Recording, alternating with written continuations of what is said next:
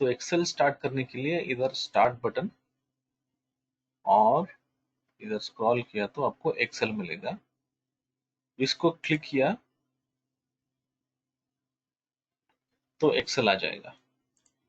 तो अभी Excel open होते ही इसको वेलकम स्क्रीन बोलता है। इसमें एक्सेल का ऑप्शंस रहता है, वो क्या है, न्यू। न्यू का मतलब है नया वर्कबुक ओपन आ जाएगा। ओपन क्लिक किया तो प्रीवियसली कुछ फाइल सेव किया है उसको ओपन कर सकते हो। और इधर रहता है अकाउंट। अकाउंट का मतलब है आप ऑफिस एमएस ऑफिस इंस्टॉल किया हो तो उसका डिटेल्स रहता है, किसके नाम से ये रजिस्टर्ड है और कौन सा वर्जन का एक्सेल और से एमएस ऑफिस रहता है। और ये रहता है ऑप्शंस। ये सेटिंग्स चेंज करने के लिए, एक्सेल का सेटिंग्स चेंज करने के लिए ऑप्शंस रहता है। इसको हम चैप्टर वाइज आपको बताता है। ठीक है, तो इस वेलकम स्क्रीन में आपको ये होम, न्यू और ओपन रहता है।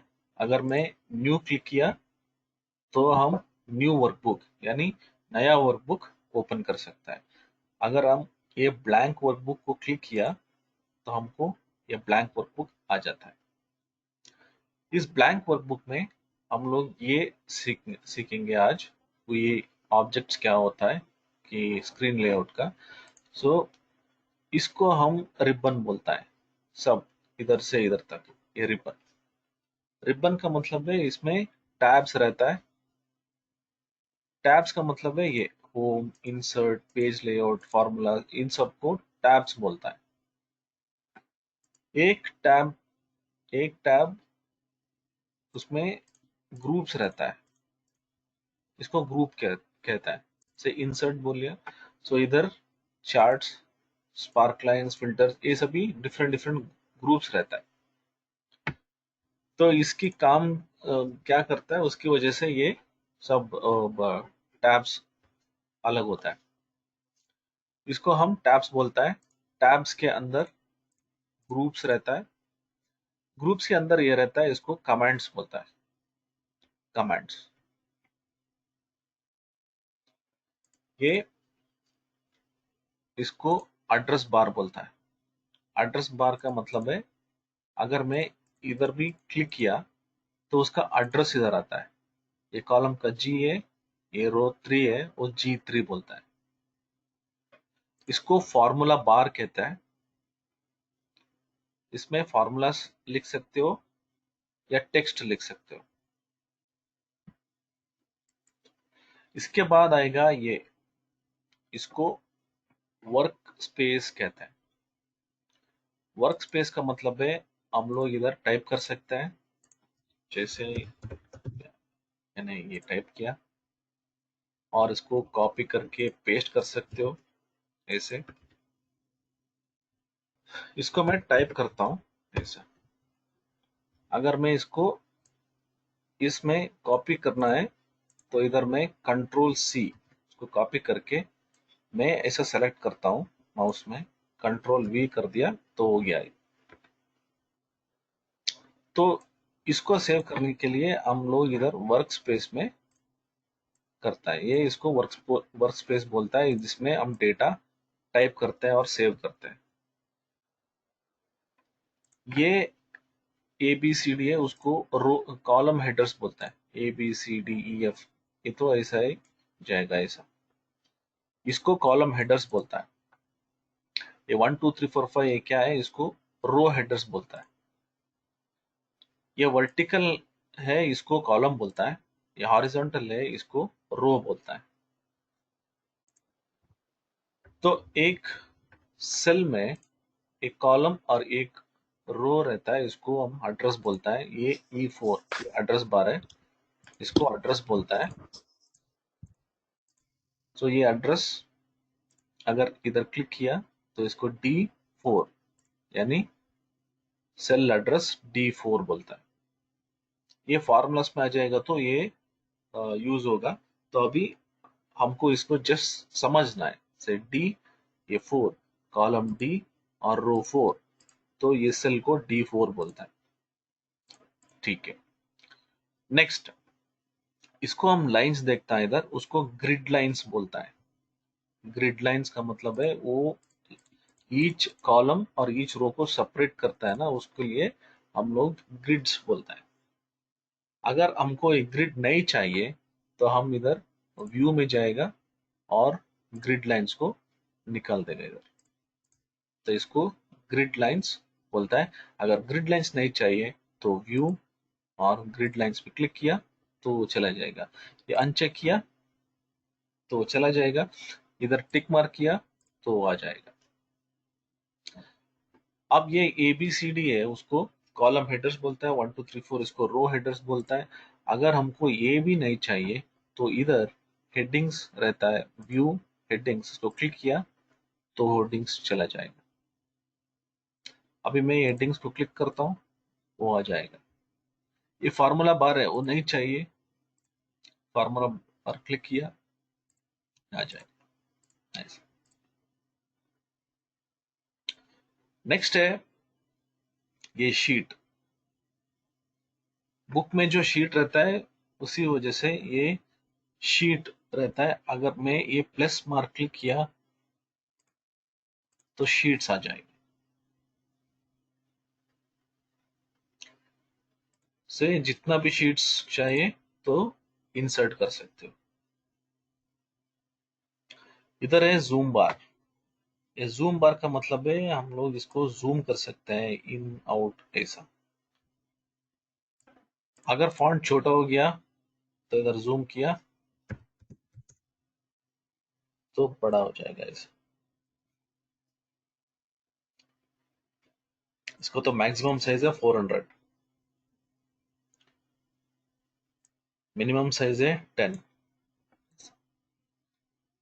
अभी मैं इसको ऐसा करूंगा, ठीक, 100%। इसको स्टेटस बार बोलता है। स्टेटस बार का मतलब है वो स्टेटस दिखाता है। से 1 2 3 4 5 मैंने जस्ट टाइप किया 1 2 3 4। अभी मैं इसको सेलेक्ट करता हूँ जूम करके इधर। अगर सेलेक्ट किया तो इसका स्टेटस आ जाएगा। स्टेटस का मतलब है इधर एवरेज, काउंट, मिनिमम, मैक्सिमम और सम का आ जाएगा। तो ये स्टेटस आएगा सिर्फ सेलेक्ट करने से, वरना ये स्टेटस नहीं आएगा। इधर हमको स्टेटस मिलेगा, ये रेडी रहता है। अगर मैं इसको डबल क्लिक किया, उसको अंदर चला गया तो ये एडिट हो जाएगा। एडिट का मतलब है मैं इसको एडिट कर सकता हूँ। एडिट का मतलब है हम इसको चेंज कर सकते हैं। अगर एंटर किया तो फिर से ये रेडी हो जाएगा। सो रेडी का मतलब है हम लोग इसको एडिट करने के लिए रेडी है। अभी मैं इसको डबल क्लिक करता हूँ, फिर से एडिट हो जाएगा। एडिट का मतलब है हम इसको एडिट कर सकते हैं। एडिट हम इधर भी कर सकता है, फॉर्मूला पर ऐसे। सो इधर भी एडिट हो जाएगा। तो ये एक शीट है। अगर मैं दूसरे शीट को चला जाऊं तो ये नहीं रहेगा, क्योंकि मैं क्या टाइप कर रहा हूँ कि यार ये डेटा है वो सब इस शीट में रहता है।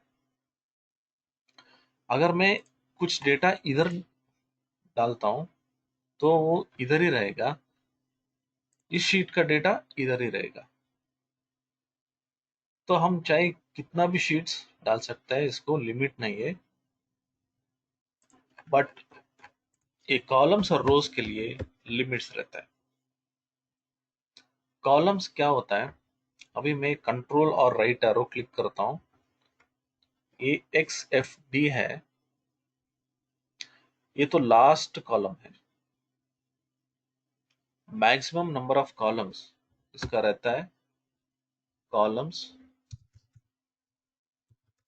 नंबर ऑफ कॉलम्स रहता है 16,384।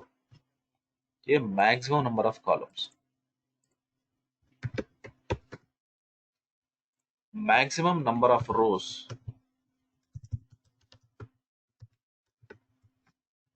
ये रहता है इधर कंट्रोल डाउन एरो 10,48,576 रहता है, ये लास्ट कॉलम। तो इसको 10,48,576 रहता है, ये मिनिमम है, मैक्सिमम है। मैक्सिमम नंबर ऑफ कॉलम्स है, मैक्सिमम नंबर ऑफ रोज है। तो इतना ही हम लोग डाल सकता है डेटा इसमें। एक्स्ट्रा रोज एक्स्ट्रा कॉलम्स नहीं डाल सकता इसमें, क्योंकि इसमें इतना ही लिमिट्स है। इस शीट पे जाके मैं एक टेबल क्रिएट करता हूँ, ITAS, ये कॉपी पेस्ट कर देता हूँ, ये एक टेबल हो गया। अभी मैं कॉलम्स इंसर्ट करना है, तो क्या करूंगा, ये कॉलम हेडर है, इधर मैं कर्सर ले गया तो कर्सर ऐसा हो जाएगा, क्लिक किया, राइट क्लिक किया और इंसर्ट, इसको क्लिक किया तो एक कॉलम इंसर्ट हो जाएगा। अभी मैं ये रो सेलेक्ट करता हूँ, राइट क्लिक, इसको इंसर्ट किया तो इंसर्ट हो जाएगा। ये इंसर्ट हो गया, इसका मतलब नहीं है कि ये कॉलम ज्यादा हो जाएगा। इंसर्ट का मतलब है डेटा मूव हो जाएगा, राइट साइड मूव हो जाएगा। अगर मैं रो इंसर्ट किया तो रो नीचे चला जाएगा, तो इंसर्ट का मतलब। अगर मैं लास्ट कॉलम चला गया तो इधर XFD रहता है, ये 16,384 कॉलम्स रहेगा। अगर मैं डिलीट किया तो फिर भी ये XFD रहेगा, इसका मतलब है 16,384 कॉलम्स ही रहेगा, लेकिन ये डेटा क्या है, वो लेफ्ट साइड पे आ जाएगा। अगर मैं इसको इंसर्ट किया तो वो राइट साइड पे चला जाएगा, डिलीट किया तो वो लेफ्ट साइड पे आ जाएगा।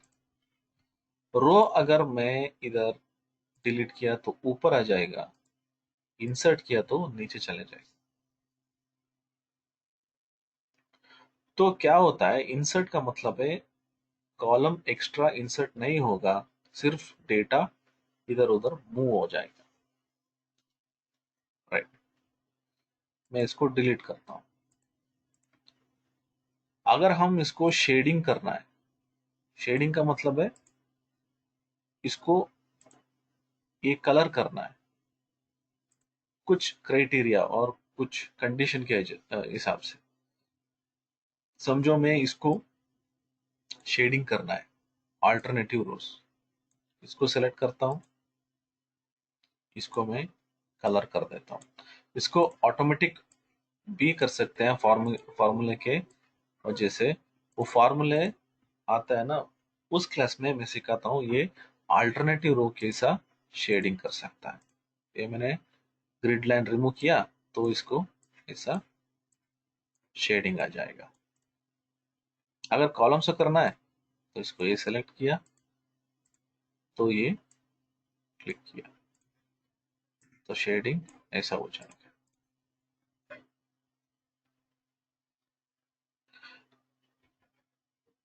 नेक्स्ट है इसको रीनेम करने का, नाम बदलने का। हम लोग क्या करते हैं, इसको नाम बदलने के लिए डबल क्लिक करता है, डबल क्लिक किया तो ऐसा हो जाएगा, जैसा कि मैं इसको डिलीट करके रीनेम करूं। अगर ये नहीं चाहिए तो राइट क्लिक करूंगा और से रीनेम मारूंगा। रीनेम क्लिक किया तो फिर से ऐसा हो जाएगा।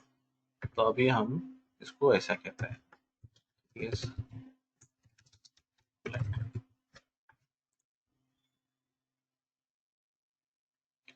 तो अभी मैं इसको रीनेम किया, एक जैसा दो शीट नहीं रह सकता, एक ने दो शीट के लिए नहीं डाल सकता ऐसा। ITS online training, ITS online training. अगर मैंने इसको रीनेम किया तो ऐसा आ जाएगा, that name is already taken, try a different name. उसका मतलब है ये नेम कोई और शीट ले चुका है, आप फिर से वो नेम नहीं दे सकते हो। ठीक है, अभी मैं एस्केप किया और इसको दूसरा नेम दे दिया, इसको डाला एक्सेल ऑन नेट, इसको रीनेम कहते हैं। हम इसको कलर भी कर सकते हैं, शेडिंग कर सकते हैं, तो ग्रुपिंग की वजह से सो राइट क्लिक, टैब कलर, इसको मैं कुछ और कलर दे दूंगा ऐसा।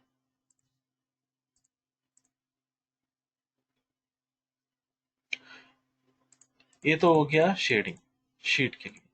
ये शेडिंग शीट के शेडिंग जिसलिए करते हैं हम लोग, तो समझ जाएगा कि ये दोनों एक ही जैसा डेटा है। समझो मैं इधर जाता हूँ से टैब कलर, मैं इसको ग्रीन बना देता हूँ, इसको भी ग्रीन बना देता हूँ, तो ये क्या हो जाएगा, ये एक ग्रुप जैसा हो जाएगा और ये एक ग्रुप जैसा हो जाएगा। इसको हम शेडिंग कहते हैं। नेक्स्ट है ये लेआउट का। ये लेआउट का मतलब है शीट कैसा दिखता है। अगर मैं ये व्यू चला जाएगा, इधर नॉर्मल रहता है, इधर भी हम लोग चेंज कर सकते हैं, नॉर्मल, पेज लेआउट और पेज ब्रेक प्रीव्यू। अगर मैं नॉर्मल किया तो ये नॉर्मल जैसा दिखेगा, पेज ब्रेक क्लिक किया तो हमको ये शीट किधर किधर प्रिंट हो रहा है वो दिखते चले। ये पेज 1 है और ये पेज 2 है, ये पेज 3 है, पेज 4 है, पेज 5 है, पेज 6 है। इसका मतलब है ये ब्लू लाइन बोलता है कि किधर हम लोग प्रिंट कर सकते हैं। इसको अगर प्रिंट दिया तो ये प्रिंट हो जाएगा, ये पेज 1 में प्रिंट हो जाएगा, पेज 3 में प्रिंट हो जाएगा, पेज 2 में, पेज 4 में। अगर डेटा हो या ना हो, इधर डेटा है इसलिए वो प्रिंट करता है। इसको मैं कॉपी करके इधर डाल देता हूँ और इसको डिलीट कर देता हूँ, तो अभी सिर्फ एक ही पेज में आता है। पिछले ऑप्शन में वो क्या हो गया था, डेटा इधर कहीं था। अगर मैं फिर से वो कंट्रोल पेस्ट किया, नॉर्मल व्यू जाके अगर मैं इधर कहीं पेस्ट कर दिया, सो इधर तक वो प्रिंट हो जाएगा, पेज ब्रेक ऐसा हो जाएगा। तो जब मैं डेटा एंटर करता हूं तो हमें ध्यान रहना चाहिए कि डेटा ऐसा ही एक ही शीट में आना है प्रिंट लेने के लिए, वरना वो सबको प्रिंट कर देगा। डेटा नहीं हो तो ब्लैंक शीट आ जाएगा। अभी मैं पेज लेआउट और इधर पेज लेआउट रहता है, ये क्या है, वो पेज के हिसाब से दिखाता है। ये page break preview blue colour line दिखाता है, वो क्या होता है ब्लू कलर लाइन, सो हमको समझाता है कि किधर किधर वो पेज ब्रेक हो रहा है, किधर प्रिंट होता है। पेज लेआउट का मतलब है वो एक एक शीट का व्यू देता है, कैसा प्रिंट होता है एक शीट में। ये एक शीट है, तो इसमें ये डेटा आता है। मैं इधर जाता हूँ व्यू और ग्रिड लाइंस निकाल देता हूँ, इधर ग्रिड लाइंस नहीं आता है। अगर ग्रिड लाइंस दे दिया तो ग्रिड लाइंस भी प्रिंट हो जाएगा। अगर मुझको ग्रिड लाइंस नहीं चाहिए तो मैं ग्रिड लाइंस निकाल देता हूँ, वो ग्रिड लाइंस नहीं आता है। तो ऐसा हम देख के प्रिंट कर सकते हैं। ये अभी एक चैप्टर है प्रिंटिंग टेक्निक्स, इसमें हम इन डेप्थ सब सीख सकता है इधर। तो ये तो बेसिक क्लास है, वो स्टार्टिंग क्लास है, तो मैं सिर्फ उसको मैं बता रहा हूँ। तो उसके बाद हम लोग एवरी चैप्टर, एक एक चैप्टर में इन डेप्थ यानी कि फुल कंप्लीट ट्रेनिंग ले सकता है एक एक चैप्टर में। अभी मैं फर्स्ट चैप्टर में हूँ, वो क्या होता है, इसमें हम बेसिक यानी कि सब चैप्टर का एक एक ऑप्शंस में आपको बता रहा हूँ। तो उसमें क्या होता है, इन डेप्थ में जा गया तो ये हेडर कैसा डालना है, इधर फुटर कैसा डालना है, वो सब सिखाता हूँ। नेक्स्ट आ जाता है वो नॉर्मल व्यू को। अगर नॉर्मल व्यू आ गया, अगर हम लोग प्रिंट प्रीव्यू किया तो ये लाइन आ जाएगा। ये लाइन है पेज ब्रेक का। ये पेज ब्रेक क्या होता है, वो इधर अगर पेज ब्रेक प्रीव्यू जा गया तो इधर आपको ब्लू लाइन आ जाएगा। सो इसके हिसाब से ये ग्रिड लाइन जैसा आ जाएगा, ये प्रिंट प्रीव्यू का मार्कर्स है। इसको पेज ब्रेक्स बोलता है। इसको अगर हमको निकालना है तो हम ऑप्शंस में जाना है, इधर ऑप्शंस में जाके इधर एडवांस रहता है, स्क्रॉल डाउन और इसको इधर शो पेज ब्रेक्स रहता है, इसको हम डिसेबल कर देता है, अनचेक कर देता है, ओके बोल दिया तो वो चला जाएगा। राइट, एक टेबल है, समझो ये हेडिंग है और ये बहुत सारे डेटा है, मैं सिर्फ कॉपी पेस्ट किया, फुल डेटा है। अगर हमको स्क्रॉल किया तो हेडिंग भी चला जाएगा। हमें ये हेडिंग फ्रीज हो जाना है, ताकि हेडिंग ऐसा रहता है, अगर हम ये स्क्रॉल किया तो हेडिंग ऐसा रहना है, सिर्फ डेटा स्क्रॉल होना है, डेटा ऊपर जाना है। तो इसके लिए हम क्या करते हैं, हम इसको फ्रीज करते हैं। फ्रीज का मतलब है ये रो है या कॉलम है वो फ्रीज हो जाएगा, वो मूव नहीं होगा। मैं इसको ऐसे सेलेक्ट करता हूँ, कंप्लीट रो, इधर फ्रीज पैन्स रहता है, किधर ये व्यू फ्रीज पैन्स, और इधर रहता है freeze panes, freeze top row, freeze first column.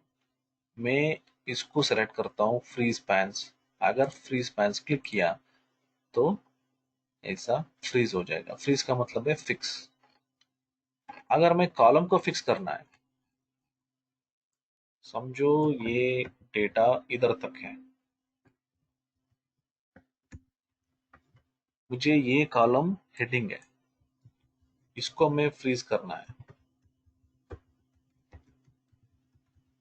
तो मैं क्या करूंगा, इधर जाके एक कॉलम सेलेक्ट करके इधर फ्रीज पैन्स डाल देता हूँ। अब ये कॉलम का फ्रीज हो जाएगा। अगर मुझे कॉलम और रो दोनों फ्रीज हो जाना है, मैं ये सेल को इधर सेलेक्ट करता हूँ, इसको अनफ्रीज कर देता हूँ। इधर एक सेल को सेलेक्ट करके मैं फ्रीज पैन्स डाल देता हूँ। अब ये रो फ्रीज हो जाएगा और कॉलम फ्रीज हो जाएगा। राइट, नेक्स्ट, ये शीट रीनेम हम समझ गया, और इसको कलर करने के लिए समझ गया, और डिलीट कैसा कर सकते हैं। डिलीट करने के लिए हम लोग राइट क्लिक मार के इसको डिलीट कर देते हैं। ये डिलीट हो गया। डिलीट कर दिया तो कंट्रोल जेड नहीं वर्क होगा, क्योंकि ये कंप्लीट डिलीट हो जाएगा। अगर हमको वो फिर से चाहिए, वो नहीं मिलेगा। ये है हाइड। अगर हमको हाइड करना है तो राइट क्लिक, इसको हाइड करते हैं। अगर हमने हाइड क्लिक किया तो ये शीट हाइड हो जाएगा। हाइड का मतलब है छुप गया, ये डिलीट नहीं होगा, तो अभी भी रहता है। अब क्या है, राइट क्लिक अनहाइड किया तो कौन सा शीट अनहाइड करना है वो दिखा देगा। सेलेक्ट किया, ओके किया, वो फिर से आ जाएगा। अभी मैं इसको हाइड करना है, मैं हाइड किया तो वो चला गया, अनहाइड किया तो हो जाएगा। अभी मैं दोनों को हाइड करता हूँ, हाइड और ये भी हाइड। अगर मैं इसको हाइड करना है तो ये नहीं होगा। इसको डिलीट करना है तो ये नहीं होगा। ये डिलीट और हाइड इसलिए नहीं होगा क्योंकि एक विजिबल शीट, यानी एक शीट तो दिखना ही है एक वर्कबुक में, तो इसको एक शीट, एक वर्कबुक में एक शीट तो दिखना ही है, वरना वो एरर शो करेगा, एरर दिखाएगा। अभी मैं एक और शीट इंसर्ट करूंगा। अभी मैं इसको हाइड करूंगा, डिलीट करूंगा। अगर हाइड किया तो हाइड हो गया। तो हमको ध्यान में रहना है कि एक विजिबल शीट वर्कबुक में कंपलसरी रहना है, एक शीट दिखना ही है।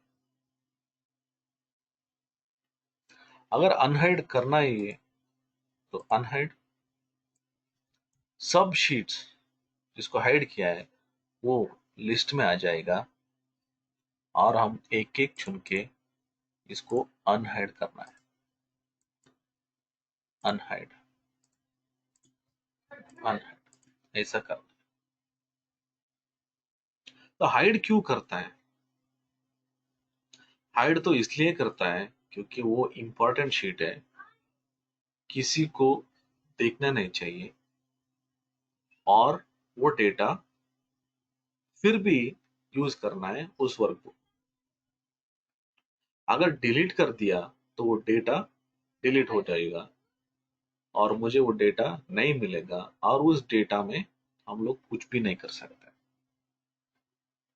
तो इसलिए हम लोग डिसाइड करना है, मुझे वो शीट रखना है। रखना है तो ये डेटा क्यों चाहिए? इस डेटा में हम लोग रिपोर्ट्स करता है, फॉर्मूला कर सकता है, कुछ भी कर सकता है। अगर चाहिए तो रखना है, नहीं दिखना है तो हाइड करना है, अगर नहीं चाहिए तो डिलीट कर देना है। तो ये शीट्स का ये डिटेल्स है। कुछ लोग डिलीट कर देता है, उसको कंट्रोल जेड मारता है, वो नहीं आएगा। तो इसलिए हम लोग ऐसा करना है कि अगर चाहिए तो हाइड करना है, नहीं चाहिए तो डिलीट कर देना है। ठीक। अभी मैं ये फ्रीजिंग का है, इसको निकाल देता हूँ, अनफ्रीज कर देता हूँ। इसमें है स्प्लिट। स्प्लिट क्या करता है? स्क्रीन को स्प्लिट कर देता है। स्प्लिट क्यों करता है? कुछ समय क्या होता है, हम लोग कंपेयर करना है डेटा को। तो इस डेटा, इसको कुछ और कलर दे देता हूँ, और कुछ और डेटा, इसको हम कंपेयर करना है। तो क्या करता है, हम लोग इधर व्यू, इसको स्प्लिट मार देता है, वो स्प्लिट हो जाएगा, एक ही फाइल स्प्लिट हो जाएगा। अभी मैं ऐसा ऐसा स्प्लिट कर सकता है, इसको मूव करके ऐसा, इधर आ गया, इधर स्क्रॉल किया तो ऐसा हो जाएगा, ऐसा। मैं इसको ऐसा भी मूव कर सकता हूँ। ये फ्रीज के हिसाब से ही, फ्रीज का ही जैसा रहता है, लेकिन ये स्प्लिट हो जाएगा कंप्लीट फाइल, ये शीट स्प्लिट हो जाएगा। इसको मूव मूव कर सकता है, इधर से उधर कर सकता है कंपेयर करने के लिए। अगर मैं इधर कुछ चेंज किया तो इधर भी चेंज हो जाएगा। अभी ये डी, कॉलम डी है, इधर भी सेलेक्ट हो गया, देखो इधर में वैल्यू चेंज, इधर भी चेंज हो जाएगा ऐसे। तो ये जस्ट व्यू है, ये कुछ अलग सा शीट नहीं है। इसी शीट जस्ट स्प्लिट हो जाएगा, जब भी चाहिए हम लोग इसको निकाल सकता है। स्प्लिट क्लिक किया, स्प्लिट चला गया।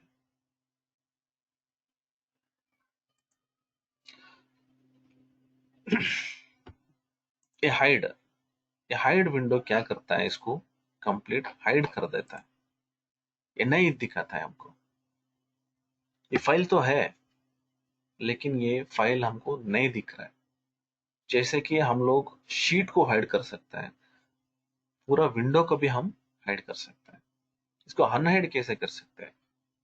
इसको क्लिक किया, वो पूछेगा कि कौन सा वर्कबुक हमको अनहाइड करना है, हम ओके करेंगे। एक और फाइल डालेंगे, न्यू तो क्रिएट करेंगे, और एक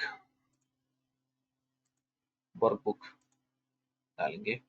अभी मैं इसको व्यू हाइड कर देंगे, ये तो हाइड हो गया।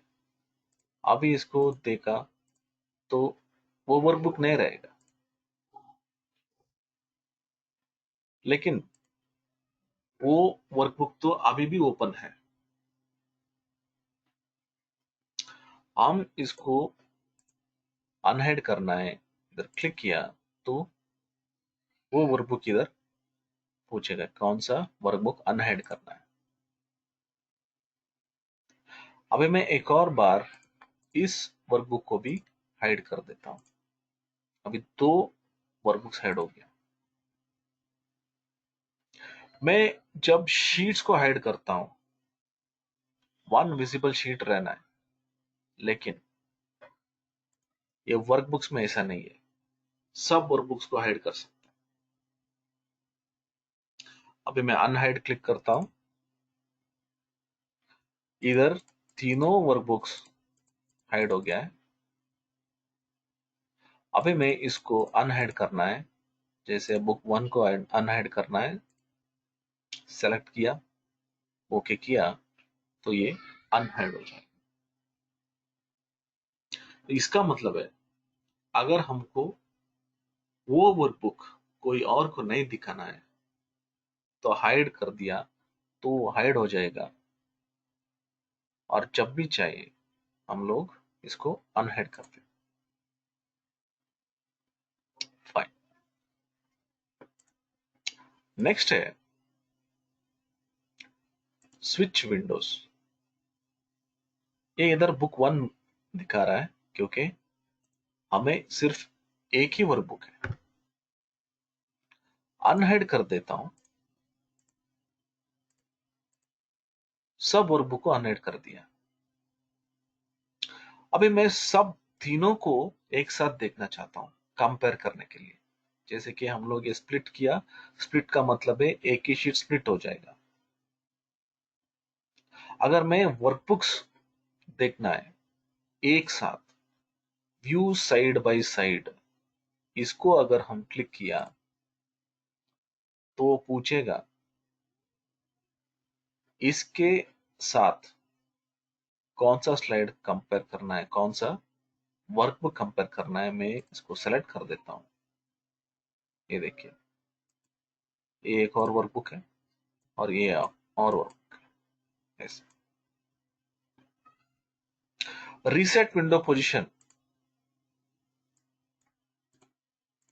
इसको मैं निकाल देता हूं।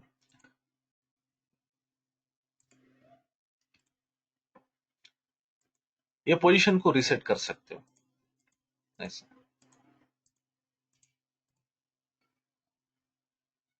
स्विच विंडोज, अगर मैं इधर गया तो बुक 2, बुक 2 को चला जाएगा।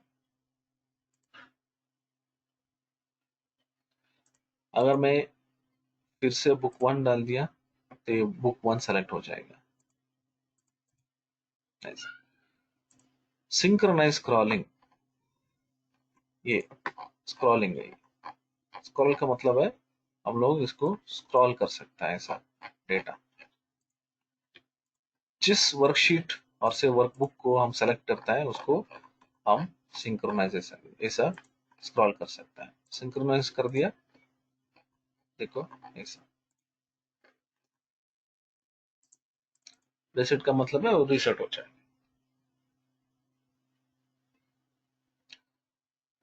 मैं इधर जाके इसको मैक्सिमाइज कर सकता हूँ और इसको निकाल भी सकता हूँ। तो हम फिर से होम आ जाएंगे। इधर सब ऑप्शंस है। ये क्या है कि एक एक में एक एक चैप्टर से रहता है, और ये अगर गया तो सब ऑप्शंस इधर है। आज तो हम लोग क्या सीखा कि ये सब ऑप्शंस कौन सा ऑप्शन है, वो फर्स्ट स्टेप यानी कि बेसिक्स में देखा है। कल से हम लोग डिटेल में जाता है। ये डिटेल्स क्या होता है, इसमें सब इन डेप्थ का डिटेल्स रहता है, जिसमें हम लोग टेम्पलेट्स कर सकता है, फॉर्मूला सीख सकता है, डेटा फॉर्मेटिंग कर सकता है, फिल्टरिंग कर सकता है, और कंडीशन फॉर्मेटिंग कर सकता है, नंबर फॉर्मेटिंग कर सकता है, वैलिडेशंस डाल सकता है, और चार्ट्स और पावर टेबल्स भी क्रिएट कर सकता है। वो क्या होता है, इसमें क्या क्या ऑप्शंस है, उसको इन डेप्थ हम लोग सीख सकते हैं। तो आज है बेसिक का टॉपिक। हम लोग कंप्लीट एक्सेल में क्या क्या बेसिक्स है वो आज सीख लिया।